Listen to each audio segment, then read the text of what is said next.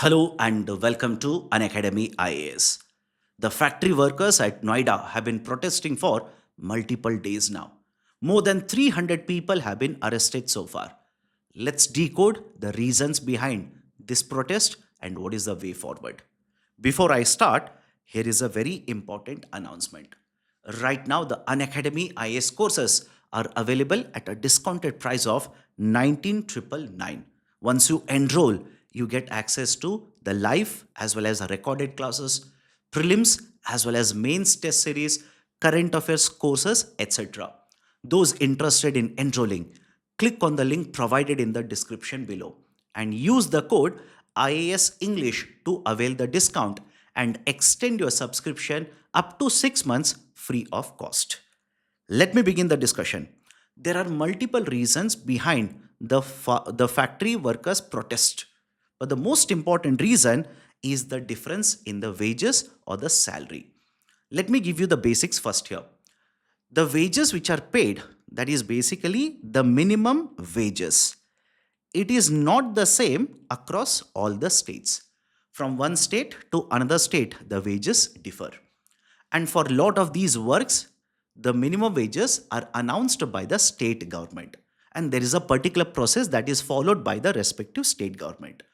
But there are certain jobs which are coming under the control of the central government. For example, if you're working in railways, if you're working in mines, etc., in such cases, the wages that are announced by the central government are applicable. Now come to the state level wages. I said the state government announces minimum wages. The minimum wages have two components. One is the base minimum wage and the second one is cost of living. The problem in multiple states, I'm using the term multiple states here for a simple reason. The Noida protests have caught the attention of the whole nation. Violence has erupted in multiple instances. But this is not the first time when the factory workers are protesting and demanding hike in the wages. In the last 6 months, there have been multiple instances across multiple states where the factory workers have protested, demanded a hike in the minimum wage. The problem is that the base minimum wage that is supposed to be announced by the state governments, and these are supposed to be revised once every 5 years. But in multiple states, the revision has been not done for more than a decade. For example, take the state of Uttar Pradesh. The last time Uttar Pradesh state government revised the base minimum wages was back in the year 2012. And the state of Haryana has revised its base minimum wages after 10 years. This is the problem associated with the revision of base minimum wage. But there is another component of minimum wage, that is the cost of living. The cost of living is adjusted using a type of a CPI, Consumer Price Index, that is CPI IW. The CPI IW is published by the central government, that is specifically the ministry, and this is used to revise the cost of living twice in a year. Twice in a year. But post pandemic, in multiple states, it has been seen that the state governments do not revise even the cost of living, though CPI IW indicator is available for them. So it is not the first time that the factory workers are protesting. They are demanding a higher wages, but this is a major escalation. Now, what led to this escalation? The state government of Haryana announced increase in the wages by 35%. And when I say wages here, listen to me very carefully. The wages, like I said earlier, are not the same across all the states. And even if you are working in the same state, the wages are not the same for all the workers. Whether you are skilled, unskilled, semi skilled will determine what is the minimum wage that you would be earning. So the state government of Haryana faced protest by the factory workers and they decided to announce a hike in the wages by 35%. Now, the moment this announcement was done, the comparison started to happen. The workers in factories who are working doing the similar work, they started comparing their minimum wages with the minimum wages earned by their counterparts in the state of Haryana. In a short distance, there is a huge difference in the minimum wages. That actually fueled the protest. The industrial workers started protesting and stating that if they are doing the similar work, why there is a huge difference in the minimum wages that is earned by them and the other workers who are working in Delhi, those who are working in Haryana, etc. Right? So this was a major issue that led to the protest. But this is not the only issue, by the way. There are multiple other issues as well. These are mainly the migrant workers. And when the population moves from one region to another region in search of livelihood, if the cost of the raw materials that they purchase, that is the vegetables, the inputs that they purchase, if it keeps on increasing, that will put a huge burden on these households which has migrant labor. These are the people who have shifted their base. Now, as a result of what is happening in West Asia, the cost of LPG started to increase. The unavailability of LPG pushed them to purchase the LPG from the black market. In the black market, the LPG cost was too high. So, on one side, the inflation is increasing, their expenditure is increasing, and on the other side, their wages have not changed. But the wages of their counterparts in the neighboring states, in the neighboring regions, have suddenly changed. That actually fueled the unrest. In addition to this, the other major issues where they want reforms, where they're demanding changes to happen, are delayed payments.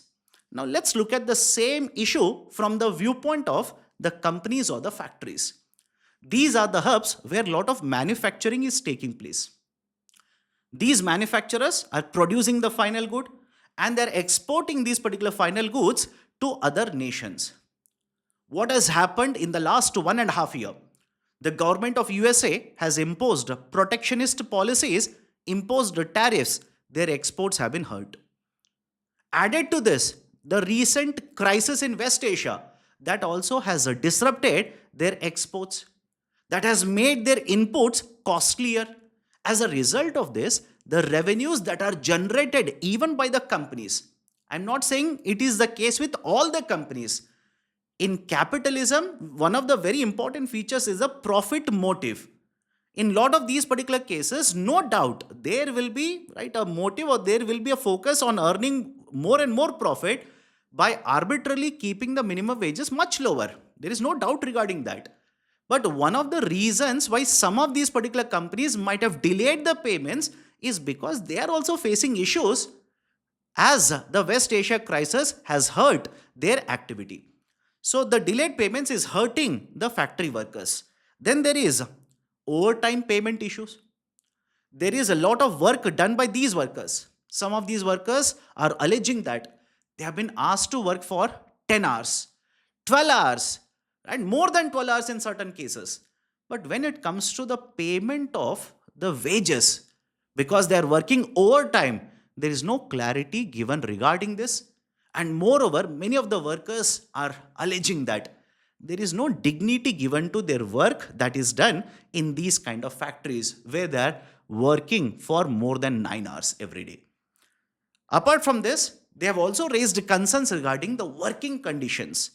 The working conditions, the facilities, etc., which are provided by these employers is not up to the standard. In addition to all of this, there is some confusion that has been created because of the labor codes. Because of the labor codes. That is, very recently, the state government of Uttar Pradesh, which has announced an interim hike, I repeat, an interim hike in the wages, has also stated that there is misinformation that is being circulated. The misinformation that they're talking about is essentially the demand of the workers that the minimum wages be made 20,000 rupees per month. I'm just rounding off the number. The exact number that they're demanding or they're quoting is 20,358 rupees per month. And the state government of UP has clarified this is not the case And this is not the number that should be applicable to the workers under the, right, let's say these industries which are coming under the state government. But what is the issue here? Why there is so much of a confusion? The confusion is very simple.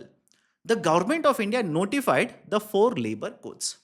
Under the four labor codes, there is basically one code, that is Code on Wages. The Code on Wages classifies various centers where the factories are set up into three categories. They will refer to this as Area A, B, as well as C. Area A basically is the metro or highly urbanized sector or area. Area B is semi-urban, and Area C is the rural or lesser developed area. Now, this particular region basically comes under Area A, that is metro or highly urbanized area.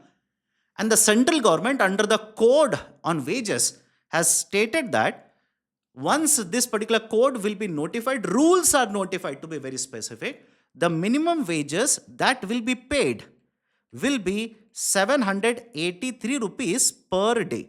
Minimum wages that will be paid, again I'm repeating this, once the Code on Wages rules are notified, the minimum wages will be 783 rupees per day, which basically translates to 20,358 rupees per month. But please remember this. This is applicable only for the establishments coming under the central government. The state government has clearly stated this is not applicable for the establishments coming under the state government. Hence, they are not going to increase the wages to this level. Moreover, this is a misinformation. The UP government so far has announced an interim hike of 21%. So these are the major issues that have fueled the unrest, that have led to the protest, arrest of so many people in this particular place. So what is the solution now? What is the way forward? We will have to look at the solution in two ways. One, essentially the short-term solution, and the other one is long-term solution. In short term, the state government has already set up a high-level committee. And the state government has clearly stated they are open to negotiations. The representatives of all these, the factory workers, let them come to the table, let them negotiate, and they will try to find a common ground so that this unrest is settled. So it should be done. The violent eruptions will not help anyone. So basically, the negotiations have to be ironed out, and a middle ground has to be met by both the parties so that the economic activity revives again and the workers' interest is also protected. That has to be seen in terms of negotiation. But in the long term, there is a need for clarity. Clarity in the sense, the role of the government is very important here. Like I said, the governments, especially the state governments, have not revised the cost of living numbers. They have not revised the base minimum wages for more than a decade. That will not be in favor of the workers. It will be in favor of the factories. Factories will basically use the same argument to keep the minimum wages or the wages that they pay to the workers much lower. So in the long term, there is need for better efficient policy implementation. We already have the formula. There is a need for implementation of this. And there is also need to notify the rules associated with the labor codes. So these are the way forward in order to address this particular issue that has hurt the economic activity in one of the epicenters of economic centers in India. What are your views regarding this? Do let me know in the comment section. If you have liked the session, do not forget to hit the like button. If you are yet to join our YouTube channel, kindly do it right now. Thank you. Have a great day.